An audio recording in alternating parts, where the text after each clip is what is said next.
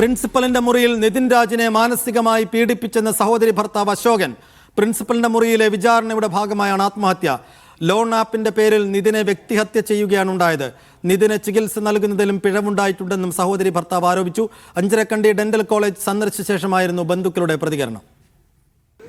ജാതിപരമായി സംഭവങ്ങൾ നടന്നിട്ടുണ്ട്. അത് ഇവിടെ അകത്തുള്ളവർക്കും അറിയാം, ഞങ്ങൾക്കും അറിയാം. പക്ഷേ ജാതിപരമായി നടന്നിട്ടേ ഇല്ല എന്നുള്ള രീതിയിലാണ് മാനേജ്മെന്റ് സ്റ്റാഫുകളും പോലീസുകാരും ഉൾപ്പെടെ ചെയ്തു തീർക്കാൻ ശ്രമിക്കുന്നത്. പ്രത്യേകിച്ച് റാമിലേക്ക് മാത്രമായിട്ട് ഒതുങ്ങിയിട്ട് സംഗീതയെ അങ്ങ് രക്ഷപ്പെടുത്തി കളയാം എന്നുള്ളൊരു ചിന്താബോധം പോലീസുകാർക്കും ബാക്കി എല്ലാവർക്കും ഉണ്ട്. ആ ശ്രമത്തിൻ്റെ ഒരു ഭാഗമായിട്ടൊക്കെ കുറച്ച് വ്യക്തത കിട്ടാനുണ്ട്. അപ്പോൾ അതിൻ്റെ ഞങ്ങളുടെ സംശയം സംഗീതം ഒഴിവാക്കിയിട്ട് റാമിനെ മാത്രമായിട്ട് ഇതിലേക്ക് കൊണ്ടുവരാനാണ് അവർ ശ്രമിക്കുന്നത്. പക്ഷേ രണ്ടുപേരും കുറ്റക്കാരാണെന്ന് ഞങ്ങൾ പറയും. തീർച്ചയായിട്ടും നമ്മൾ മുമ്പോട്ട് തന്നെ പോകും.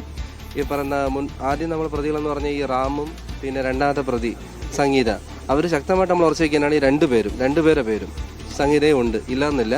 അവരാരൊക്കെ രക്ഷപ്പെടുത്താൻ നോക്കിയാലും സംഗീത പ്രതി തന്നെയാണ്. ഈ രണ്ടുപേരും കൊലപാതകികളാണ്.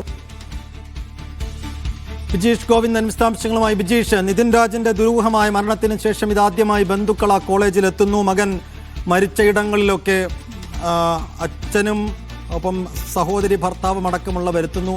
വൈകാരികമായ രംഗങ്ങൾക്ക് ചുറ്റും കൂടി നിന്നവർ സാക്ഷിയാകുന്നു.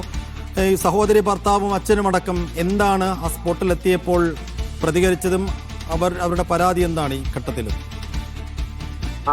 ഇതിന്റെ അകത്ത് ഇപ്പോൾ നിതിന്റെ കുടുംബം, അതായത് അച്ഛനും സഹോദരി ഭർത്താവും അടങ്ങുന്ന കുടുംബമാണ് കണ്ണൂരിലുള്ളത്. കഴിഞ്ഞ ദിവസം തന്നെ ഇവർ കണ്ണൂരിലെത്തിയിരുന്നു. കമ്മീഷണറെ കണ്ടു. അത് കഴിഞ്ഞ് ഇന്നാണ് നിതിൻ പഠിച്ച അഞ്ചരക്കണ്ടി മെഡിക്കൽ കോളേജിലേക്ക് പിതാവും അതുപോലെ തന്നെ സഹോദരി ഭർത്താവും എത്തിയത്. പക്ഷേ പിതാവ് മാത്രമാണ് ഈ സംഭവം നടന്ന സ്ഥലം ഉൾപ്പെടെ കണ്ടത്. അത് കഴിഞ്ഞ് സഹോദരി ഭർത്താവും ഇവരുമായി ബന്ധപ്പെട്ട് പ്രവർത്തിക്കുന്ന ചില സംഘടനകളുടെ ആൾക്കാരും ചേർന്ന് പ്രിൻസിപ്പലിനെ കണ്ടു. ആ പ്രിൻസിപ്പലിനെ കണ്ട ശേഷമാണ് സഹോദരി ഭർത്താവ് ഇത്തരത്തിലുള്ള ഗുരുതരമായ ആരോപണങ്ങൾ മാനേജ്മെന്റിനെയും അതുപോലെ തന്നെ കോളേജിലെ അധ്യാപകർ ഉൾപ്പെടെയുള്ളവർക്കെതിരെ ഉന്നയിച്ചിരിക്കുന്നത്.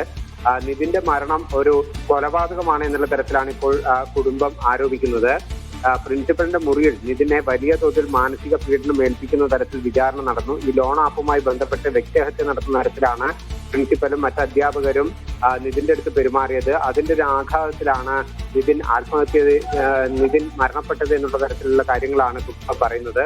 ഒപ്പം തന്നെ ഈ ജാതീയമായിട്ടുള്ള അധിക്ഷേപം ഡോക്ടർ റാമും അതുപോലെ തന്നെ സംഗീതയും അടക്കമുള്ള അധ്യാപകർ ഇതിനോട് ചെയ്തിട്ടുണ്ട്. അക്കാര്യം ദേശമായിട്ട് കളയാനാണ് പോലീസിന്റെ ഭാഗത്തുനിന്നും കോളേജിന്റെ ഭാഗത്തുനിന്നും ശ്രമം നടക്കുന്നെന്നുള്ള ആരോപണവും ഇവർ ഉന്നയിക്കുന്നു. ഒരേ സമയം ഡോക്ടർ റാമും സംഗീതയും കുറ്റക്കാരാണ്.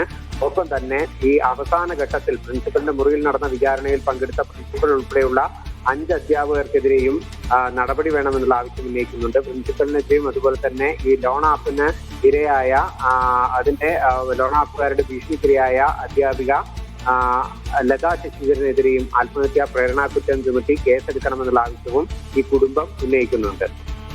യെസ്, ആരോപണത്തിൽ ഉറച്ചു നിൽക്കുകയാണ് നിതിൻ രാജിന്റെ കുടുംബം. ഇന്ന് നിതിൻ രാജ് പഠിച്ച ആ മരണം നടന്ന കോളേജിലെത്തി.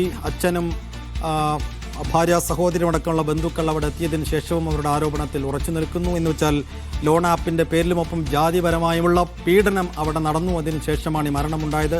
കൊലപാതകം തന്നെയാണ് എന്ന വാദത്തിൽ ആ കുടുംബം ഉറച്ചു നിൽക്കുകയാണ്. വിശദാംശം നൽകിയത് ബിജീഷ് ഗോവിന്ദൻ.